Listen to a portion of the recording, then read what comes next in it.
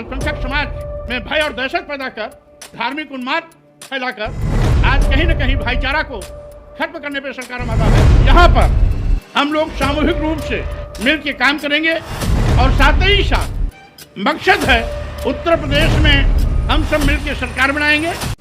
आम public channel में मैं आफाक अहमद मंसूरी आपका स्वागत करता हूं। आइए आपको ले चलते हैं खबरों की दुनिया में।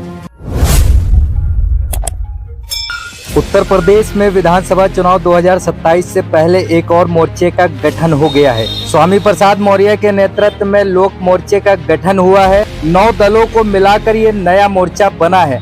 मोर्चे की तरफ से स्वामी प्रसाद मौर्य को मुख्यमंत्री का चेहरा भी घोषित कर दिया गया है। यूपी सरकार के पूर्व कैबिनेट मंत्री और राष्ट्रीय शोषित समाज पार्टी के राष्ट्रीय अध्यक्ष स्वामी प्रसाद मौर्य के नेतृत्व में 9 पार्टियों ने मिलकर लोक मोर्चे का गठन किया।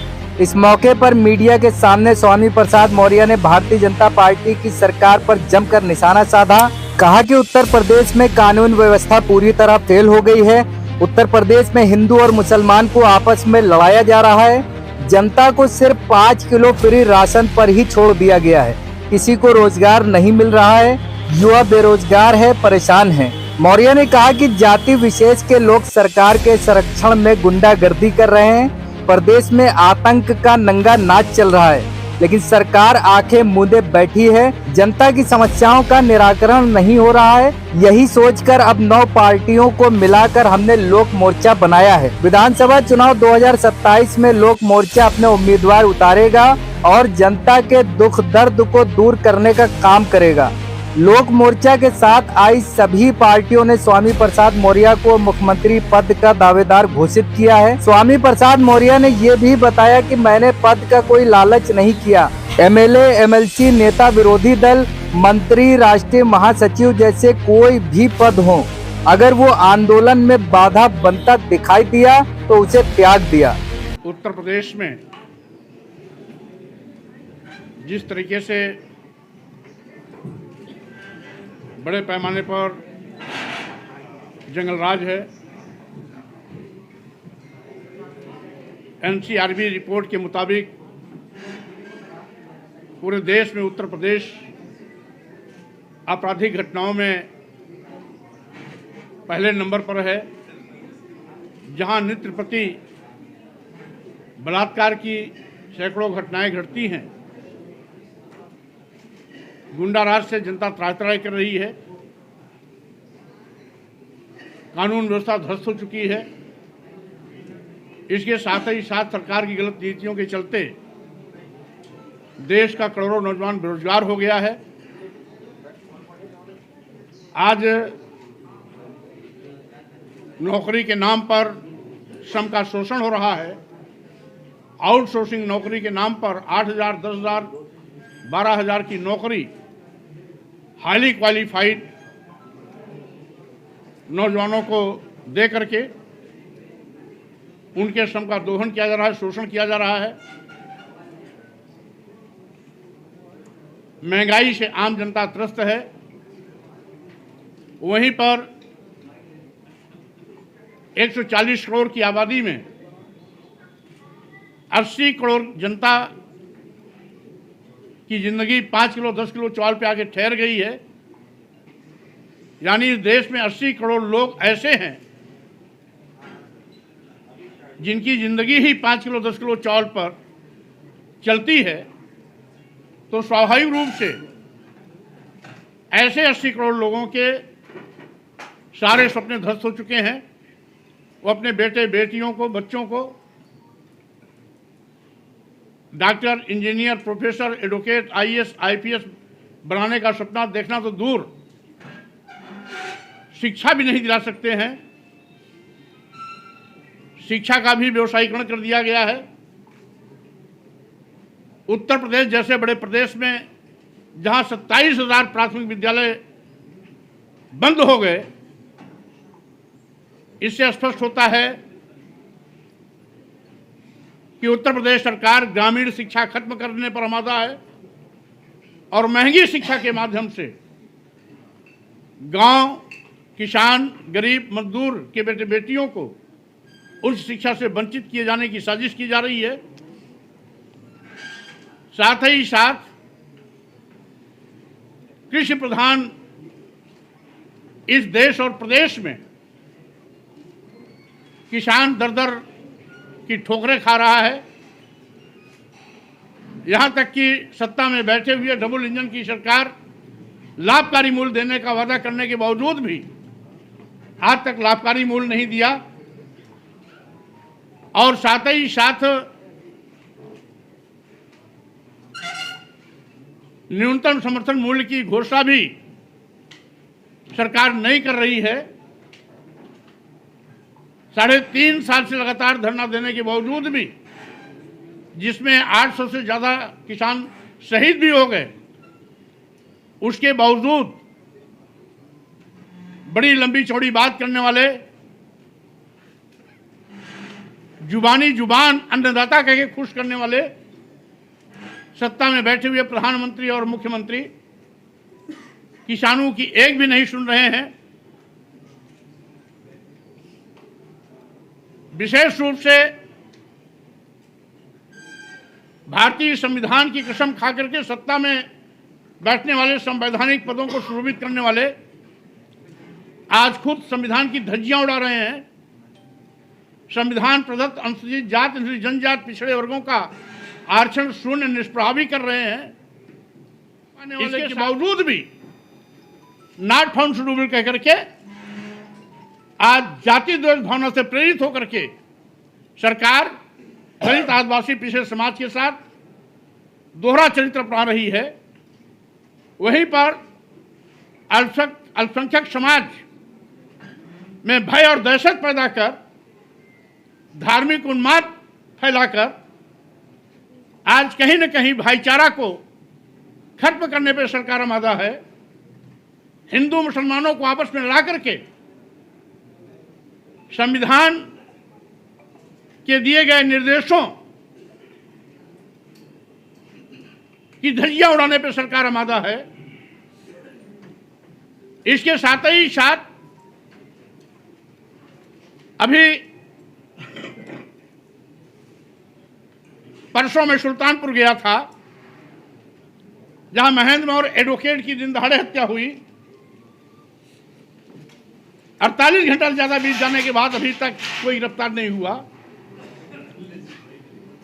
भारतीय जनता पार्टी की सरकार में जाति विशेष के लोग सत्ता संरक्षण में धार्मिक उन्माद पैदा कर अपराधियों को बचाने के लिए अब पुलिस प्रशासन पर दबाव बनाने की घटिया सोच दिखाना शुरू कर दिए हैं।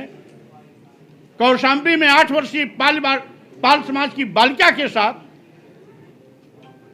बलात्कार करने वाला जेल भेजा जाता है, तो ऐसे पुलिस अधिकारियों को सस्पेंड कर दिया जाता है। रेपिस्ट का पिता शर्म के मारे जहर खा लेता है, उसकी मौत हो जाती है, तो उसमें दोषी बलात्कारी को बचाने के लिए पीड़िता के पिता, चाचा और उस गांव के प्रधान के भाई को जेल भेज दिया जाता है। जिस तरीके से यह नंगा नाच आज पूरे प्रदेश में हो रहा है। अभी कल घाटमपुर में 5 वर्षीय बच्ची के साथ एक दरिंदगी ने बलात्कार किया।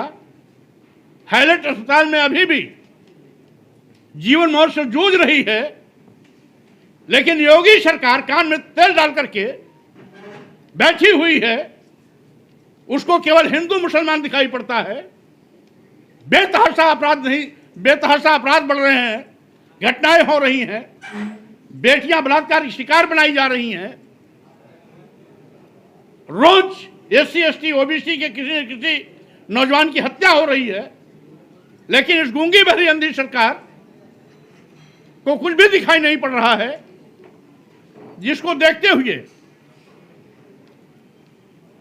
कई राजनीतिक पार्टियों ने यह निर्णय किया कि उत्तर प्रदेश से भाजपा सरकार को खत्म कर, भाजपा सरकार को सत्ता से बाहर कर उत्तर प्रदेश को बचाने का काम करना चाहिए। और इसमें आज विशेष रूप से अपनी जनता पार्टी के नेतृत्व में आज राष्ट्रीय समानता दल के राष्ट्रीय अध्यक्ष श्री मोतीलाल शास्त्री जी, सम्यक पार्टी के राष्ट्रीय अध्यक्ष डॉक्टर राजमणि सुब्बैया एवं संस्थापक आईएस तपेंद्र जी, जन सेवा दल के राष्ट्रीय अध्यक्ष स्वतंत्र जनता राज पार्टी के राष्ट्रीय अध्यक्ष घनश्याम कोरी जी, सबका दल यूनाइटेड राष्ट्रीय अध्यक्ष प्रमोद लोधी जी, लोकतंत्र सुरक्षा पार्टी के राष्ट्रीय अध्यक्ष राजकुमार सैनी जी के प्रतिनिधि राजपाल सैनी जी के माध्यम से इन्होंने मेरे नेतृत्व में उत्तर प्रदेश की भाजपा सरकार को उखाड़ फेंकने, मेरे नेतृत्व में उत्तर प्रदेश में सरकार बनाने के लिए ये सब एकजुट हो रहे हैं। और साथ ही साथ इस बैठक में उपस्थित हमारे इन सभी पार्टियों के अन्य सम्मानित नेतागण और अपनी जनता पार्टी के हमारे राष्ट्रीय उपाध्यक्ष सुप्रीम कोर्ट के एडवोकेट भाई शादाब खान जी, राष्ट्रीय महासचिव दिलीप चौधरी जी, हमारे प्रदेश अध्यक्ष भाई सुभाष चंद्र कोरी जी के साथ साथ यहाँ पर सभी नेतृमंडल उपस्थित है। मीडिया के माध्यम से अवगत करना चाहता हूँ कि इस विशेष रूप से उत्तर प्रदेश जो देश का सबसे बड़ा प्रदेश है, यहाँ पर हम लोग सामूहिक रूप से मिलकर काम करेंगे और साथ ही साथ मकसद है उत्तर प्रदेश में हम सब मिलकर सरकार बनाएंगे और जो भाजपा सरकार है, जिस तरीके से अभी पूर्व में संविधान बचाओ भाजपा हटाओ के नाम पर चुनाव लड़कर के केंद्र में भाजपा को बैसाखी पर लाके खड़ा किया गया, उसी प्रकार से उत्तर प्रदेश बचाओ भाजपा हटाओ के नारे के साथ उत्तर प्रदेश को भाजपा मुक्त करने के लिए हम सब एक लोक मोर्चा के रूप में संयुक्त रूप से काम करेंगे और विशेष रूप से जो आज उत्तर प्रदेश में हाहाकार मचा हुआ है, उत्तर प्रदेश की जनता त्रस्त है, चारों ओर गुंडाराज है, कहीं स्कूल बेचा जा रहा है, कहीं स्कूल बंद किया जा रहा है, तो कहीं देश बेचने का पाप किया जा रहा है। इन सब को देखते हुए जो विशेष रूप से वंचित समाज है, यानी इस देश के ऐसे बहुतेरे समाज जिनको आज तक सत्ता में किसी ने भी हिस्सेदारी नहीं दी है, इसलिए जो भारतीय संविधान में प्रतिनिधित्व दिए जाने का प्राविधान कभी बाबा साहब डॉक्टर अंबेडकर ने सोचा था, जिसके बिना पर सामाजिक परिवर्तन के महानायक मानवर कांशीराम जी ने एक स्लोगन दिया था, जिसकी जितनी संख्या भारी उसकी उतनी हिस्सेदारी के रास्ते चलते हुए हम समाज के सभी वंचित उपेक्षित समाज को कोशिश करेंगे सत्ता शासन में हिस्सेदार बनाकर हुक्मरान बनाने का, सम्मान स्वाभिमान के साथ जीने का, प्रदेशवासियों को अवसर देने का। इसी के साथ ही साथ जो आज यहां पर 9 पार्टियों के राष्ट्रीय अध्यक्ष और संस्थापक यहां इकट्ठे हैं, उनको मैं धन्यवाद देता हूं कि उन्होंने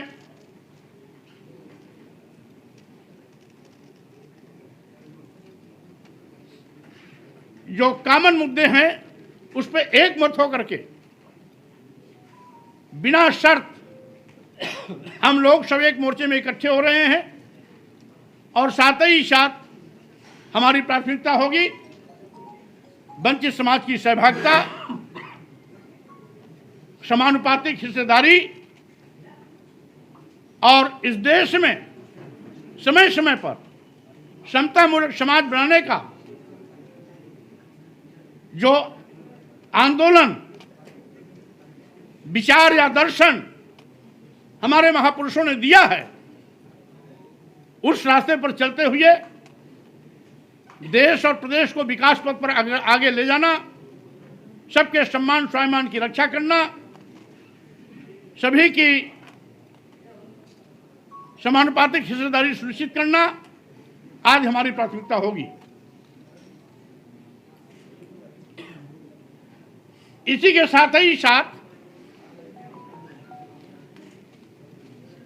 एक अन्य निवेदन विशेष रूप से अपनी जनता पार्टी की ओर से है। जैसा कि पूर्व में अलग अलग 4 प्रेस कॉन्फ्रेंस के माध्यम से मैं सभी चरणों के दौरों का विवरण अलग से आपके पास रखता रहा हूं। कल से मेरा 5वें चरण का दौरा लखनऊ मंडल का होगा, जिसकी शुरुआत 13 तारीख, 19, 14 तारीख हरदोई, 15 तारीख लखीमपुर खीरी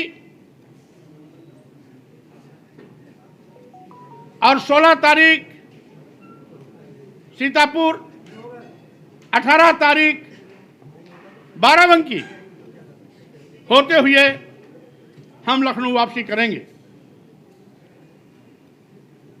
इसलिए हमने पूर्व की बात इस बार भी आपके संज्ञान में देते हुए कहना चाहता हूं कि जिस तरीके से अभी जिन समस्याओं का मैंने उल्लेख किया, उन्हीं समस्याओं को लेकर के भाजपा सरकार को उखाड़ फेंकने के लिए मेरा लगातार प्रदेश व्यापी भ्रमण का अभियान चल रहा है। वो कल से लखनऊ मंडल के दौरे पर रहेगा। हमारे मुद्दे वही रहेंगे जो पहले से थे। आगे हमारे अब संयुक्त भी कार्यक्रम होंगे। सभी पार्टियां अपने अपने संसद काम करेंगी ही करेंगी, लेकिन गाहे बेगाहे आवश्यकता अनुसार हम लोग संयुक्त कार्यक्रम भी रूपरेखा तय करके करेंगे। इन्हीं शब्दों के साथ में मैं सभी मीडिया बंधुओं को बहुत धन्यवाद देता हूं कि अल्प सूचना पर आप सभी लोग यहां पर उपस्थित हुए। सभी इलेक्ट्रॉनिक मीडिया, प्रिंट मीडिया के साथियों को मैं बहुत धन्यवाद देता हूं और आमंत्रित भी करता हूं। अगर आपने हमारे चैनल को सब्सक्राइब नहीं किया है तो आम पब्लिक चैनल को सब्सक्राइब कीजिए और हाँ, बेल आइकन जरूर दबाइए।